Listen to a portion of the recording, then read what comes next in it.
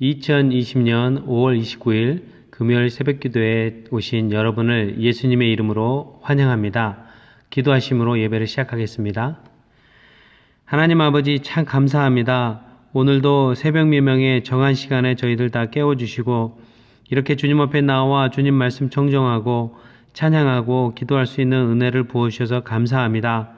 세상이 참으로 분주하고 또 악한 때입니다. 이러한 때일수록 우리가 늘 주님 앞에 서서 말하고 생각하고 행동하고 관계하는 코람데오의 태도를 갖게 하여 주시옵소서. 주님을 경외하고 두려워하는 마음 가지고 주님을 사랑하는 마음 가지고 매사에 좌로나 우로나 치우침 없이 우리의 마음을 주님께 온전히 드리는 삶을 살 수 있도록 도와주시옵소서. 오늘도 하나님 성령의 조명하심으로 주님의 말씀을 이해하고 주님의 말씀이 우리 심령 깊은 곳에 뿌리 내리고 자라서 열매 맺으며 내 자신뿐만 아니라 나랑 가장 가까이 있는 가족들과 더 나아가 목장 식구들, 직장에서 예수 그리스도를 믿는 자들, 믿지 않는 자들까지도 나의 삶을 보며 하나님을 믿는 믿음으로 올 수 있도록 우리를 사용하여 주시옵소서. 예배 시종을 주님께 온전히 내어 맡깁니다. 예수님의 이름으로 기도했습니다. 아멘. 오늘 하나님의 말씀은 신명기 25장 11절에서 19절 말씀입니다.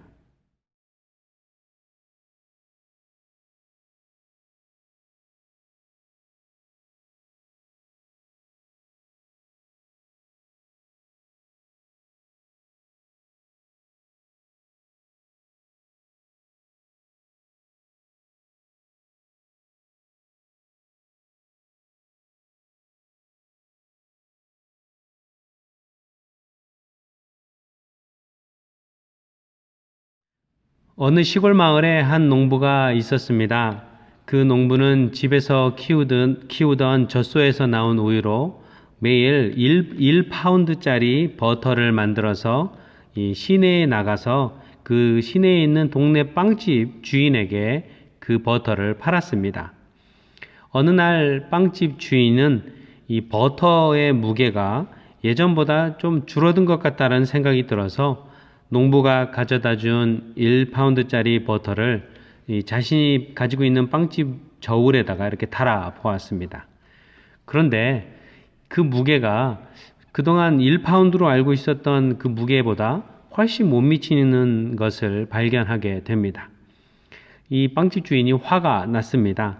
그래서 이 농부를 고소하고 법정으로 끌고 갔습니다.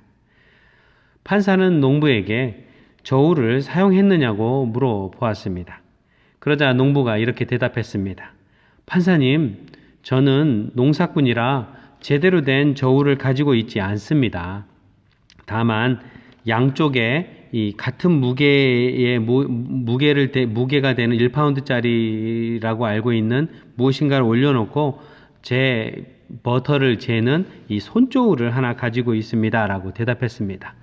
판사가 이렇게 질문했습니다. 그러면 어떻게 1파운드 무게를 잽니까? 라고 물어보니까 농부가 대답을 합니다. 판사님, 오래전 빵집 주인이 제게 1파운드짜리 버터를 사가기 시작할 때 저도 그 빵집 주인이 팔고 있는 1파운드짜리 빵을 하나씩 사기 시작했습니다.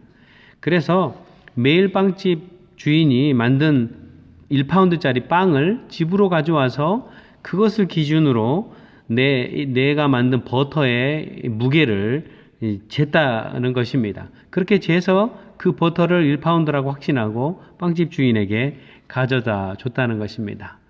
여러분들 다 이 이야기를 듣고 웃으시겠지만 빵집 주인이 빵의 무게를 속인 것입니다.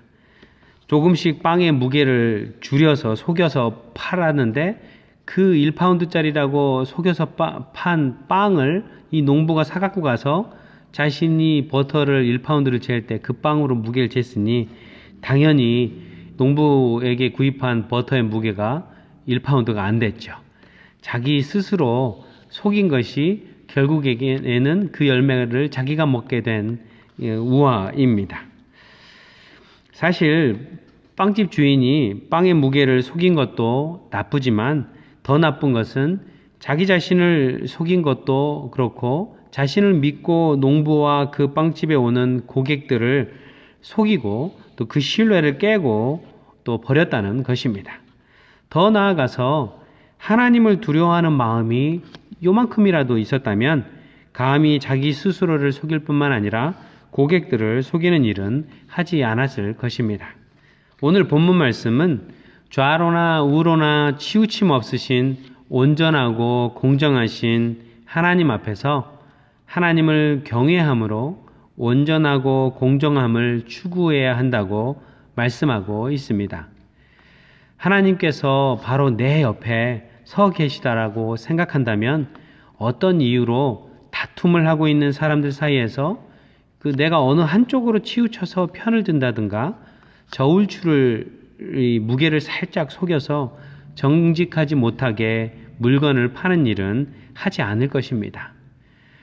하나님께서 바로 내 옆에 크게 두 눈을 뜨고 바라보고 계신다면 감히 곡식을 사러 온 사람에게 정상적인 양을 재는 이 되가 아니라 약간 작은 되를 사용하는 죄를 범하지는 않을 것입니다.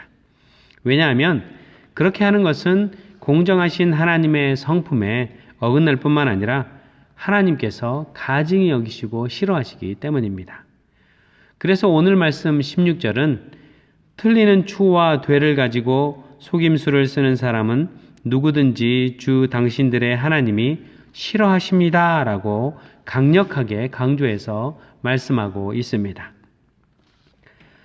그런데 여기서 우리는 온전하지 못함과 불공평함, 불공정함을 상징하는 틀리는 추와 되가 저 멀리 어딘가에 있는 것이 아니라 내 자신 가까이 있다는 것에 주목해야 합니다.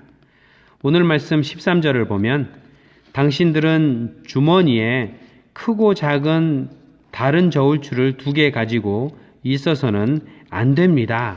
이렇게 말씀하면서 크고 작은 저울추가 다른 멀리 있는 것이 아니라 바로 내 주머니에 있다고 말하고 있습니다.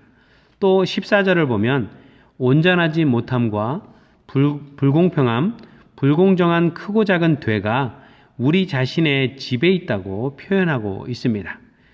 여기서 당신들의 주머니, 바로 내 주머니죠. 또 당신들의 집은 우리 마음을 상징한다고 볼 수 있습니다. 한 마음은 하나님 보시기에 정직하고 공정하며 좌로나 우로나 치우침 없으려고 하는 마음이고 하나님을 경외하는 마음이지만 또 다른 마음은 불공정하고 한쪽으로 치우친 마음, 하나님을 두려워하지 않는 마음과 태도인 것입니다. 사실 하나님을 두려워하지 않는다는 것은 하나님의 존재 자체에 대해서 의심하고 있다는 것과 같은 것입니다. 다시 말해 이것은 하나님 앞에서 믿음과 의심 사이를 왔다 갔다 하는 두 마음을 품는 것과 동일한 것입니다.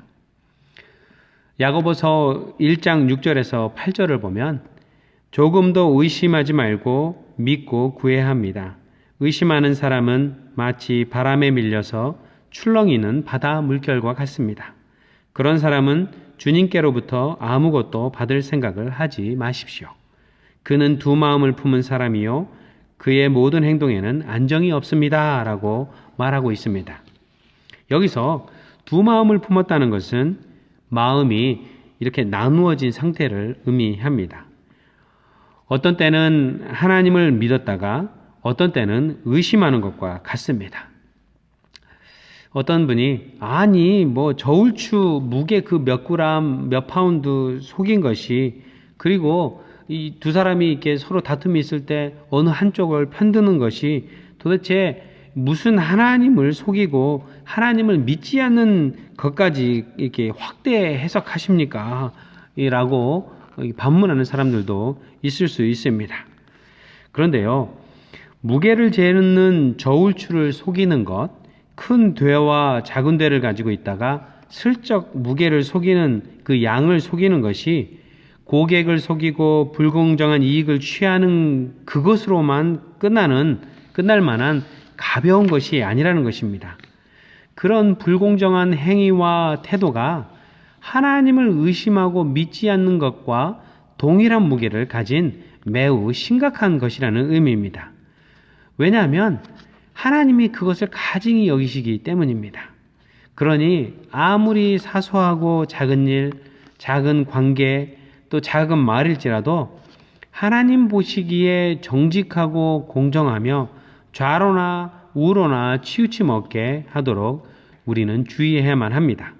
더군다나 하나님을 믿는 믿음을 가진 우리들은 이 사소한 것 하나가 우리의 하나님을 향한 믿음의 정도를 나타내는 것임을 늘 생각해야만 합니다. 그런데요, 여러분과 제가 여전히 이 죄성을 가지고 있어서 완벽한 존재가 아니라는 사실에 깨달아야만 합니다. 왜냐하면 우리 안에 선한 것과 악한 것이 동시에 존재하는 이율배반적인 삶을 예수님 오실 그날까지, 우리가 천국에 갈 그날까지 완전히 우리가 성화돼서 이 주님 앞에 설 그때까지는 평생 동안 이런 이율배반적인 삶을 살아야 하기 때문입니다. 사도 바울은 그런 이율배반적인 자신의 상태를 로마서 7장 27절부터 24절까지 다음과 같이 고백하고 있습니다. 제가 사도 바울의 고백을 읽어드릴게요. 여기에서 나는 법칙 하나를 발견하였습니다. 곧 나는 선을 행하려고 하는데 그러한 나에게 악이 붙어 있다는 것입니다. 나는 속사람으로는 하나님의 법을 즐거워하나 내 지체에는 다른 법이 있어서 내 마음의 법과 맞서서 싸우며 내 지체에 있는 죄의 법에 나를 포로로 만드는 것을 봅니다. 아, 나는 비참한 사람입니다. 누가 이 죽음의 몸에서 나를 건져 주겠습니까? 사도 바울은 자신의 이런 이율배반적인 상태, 두 마음이 싸우고 있는 상태, 정직한 마음, 선한 마음, 하나님이 즐거워하는 마음, 또 동시에 죄된 마음, 속이는 마음, 악한 마음이 싸우는 이런 이율배반적인 자신의 상태를 예수 그리스도께 의탁하기 시작합니다. 자신의 상태를 적나라하게 고백하면서 결국은 자신이 기대고 의지하고 도움을 얻어야 할 존재는 예수 그리스도 한 분뿐임을 다음과 같이 고백합니다. 로마서 7장 25절입니다. 우리 주 예수 그리스도를 통하여 나를 건져주신 하나님께 감사를 드립니다. 참 재밌죠? 자신의 이런 이 악한 마음, 또 선한 마음, 하나님 기뻐하시는 마음, 또 하나님 기뻐하시지 않는 가지 여기는 마음이 함께 존재하는 이런 이율배반적인 상태에, 그런 상태에 있는 자기 자신을 하나님 앞에 감사하기 시작합니다. 누구 때문에? 바로 예수 그리스도를 통해서 감사한다는 것입니다. 그러니 나 자신은 마음으로는 하나님의 법을 섬기고 여전히 죄된 속성을 가진 육신으로는 죄의 법을 섬기고 있다라고 사도 바울이 고백합니다. 이 하나님 앞에 이렇게 성경의 한 부분을 차지하고 있는 사도 바울조차도 이런 고백을 하고 있으니 여전히 실수하고 있고 넘어지고 깨지고 있는 여러분과 저도 안심할 수 있습니다. 그런데요, 안심한다는 것이 계속해서 죄를 범한다는 것을 허용한다는 것을 의미하지 않습니다. 안심한다는 것은 사도 바울처럼 우리도 예수 그리스도께 의탁하고 그 예수 그리스도를 믿는 믿음 안에서 신뢰하면서 여전히 죄된 육신, 죄의 법을 따르고 있는 육신임에도 불구하고 마음으로, 우리의 영혼으로 하나님의 법을 섬기려고 불철주야 노력한다는 것입니다. 예수 그리스도를 통하여서. 우리는 우리 힘으로 이런 이율배반적인 상태에서 벗어날 수 없습니다. 우리는 예수 그리스도가 필요합니다. 우리는 성령님의 도움이 필요합니다. 그래서 우리 안에 있는 이 다른 사람을 속이거나 다른 어떤 작은 말이나 행위와 태도 가운데서 이 경중을 따지지 않고 속이는 것, 그리고 어떤 사람들을 편들거나 좌로나 우로나 치우치는 일들을 범하지 않기 위해서 날마다 성령 충만함으로 하나님이 기뻐하시는 것이 무엇인지 분별하고 또 그것을 붙잡고 나아가는 여러분과 저 우리 모두가 돼야만 합니다. 코로나 바이러스로 사람들의 마음이 참 각박하고 또 더 이상 마진이 없는 상태로 되어 있습니다. 우울증을 겪는 분들, 또 마음의 여유가 없어서 짜증도 나고 또 서로 배려하고 또 서로에게 양보하는 것보다 우선 내가 급하고 또 내 욕심을 채우는 일에 쉽게 우리의 마음을 넘겨줄 때가 많이 있습니다. 이렇게 각박하고 또 서로 마진이 없는 이런 시기일수록 하나님 앞에 정직하게 서서 한 말 한마디 하나 좌로나 우로나 치우침 없이 하고 또 작은 사소한 것 하나하나라도 속임 없이 정직하게 하나님 앞에 서서 행하는 여러분과 저 우리 모두가 되기를 축원합니다. 기도하시겠습니다. 하나님 아버지 참 감사합니다. 하나님 앞에 코람되어 마음으로 하나님 앞에 서서 정직하게 말하고 행동하고 관계하고 또 좌로나 우로나 치우침 없이 겸손하게 서 있을 수 있는 우리들 될 수 있도록 도와주시옵소서. 우리가 여유가 있고 또 하나님 물질적으로 영적으로 또 육체적으로 자유할 때에는 그런 일들이 쉽게 되지만 하나님 지금처럼 코로나 바이러스로 다들 힘들고 어렵고 마음의 여유가 없을 때, 물질의 여유가 없을 때, 영적인 여유가 없을 때는 서로 속이게 되고 나의 유익을 취할 때가 너무나 많이 있습니다. 또 어느 한쪽으로 치우쳐서 편드는 일들도 생길 수 있음을 고백합니다. 이럴 때일수록 말씀 앞에 서서 좌로나 우로나 치우침 없이 서 있을 수 있는 저희들 되게 도와주시고 하나님 앞에 하나님을 경외하고 두려워하는 마음으로 서서 말하고 생각하고 판단하는 저희들 되게 도와주시옵소서. 그 일들을 가장 가까운 아내와 남편에게 행하게 하시고 자녀들 앞에서 행하게 하시며 가장 가까운 이웃들에게 행하는 저희들 될 수 있도록 도와주시옵소서. 예수님의 이름으로 기도했습니다. 아멘. 하늘에 계신 우리 아버지여, 이름이 거룩히 여김을 받으시오며 나라의 임하옵시며 뜻이 하늘에서 이룬 것 같이 땅에서도 이루어지이다. 오늘날 우리에게 일용할 양식을 주옵시고 우리가 우리에게 죄 지은 자를 사하여 준 것 같이 우리 죄를 사하여 주옵시고 우리를 시험에 들게 하지 마옵시고 다만 악에서 구하옵소서. 대개 나라와 권세와 영광이 아버지께 영원히 있사옵나이다. 아멘.